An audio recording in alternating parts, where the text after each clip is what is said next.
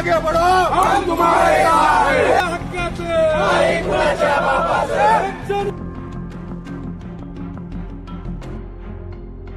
बंद पाळले काय आव्हान असणार आहे? मराठा समाजाचे संघर्ष होते मनोजदादा जरांगे पाटील हे 5वा दिवस आहे आमरण उपोषणाचा. त्यांची तब्येत खालावलेली आहे. तर धाराशिव जिल्ह्यामध्ये आम्ही पूर्ण तालुक्यामध्ये हा बंद पाळलाय, नव्हे तर ग्रामीण भागामध्ये बंद पाळलाय. शासनाला आमची विनंती आहे की तात्काळ मराठा आरक्षणाचा प्रश्न मार्गी लावावा.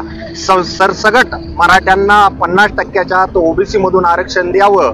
जर या पुढील काळामध्ये लवकरात लवकर मागण्या मान्य न झाल्यास हा लढा पुढील काळात तीव्र आणि आक्रमक पद्धतीनं होण्याची शक्यता नाकारता येत नाही. याची सर्वस्व जबाबदारी सरकारची असेल.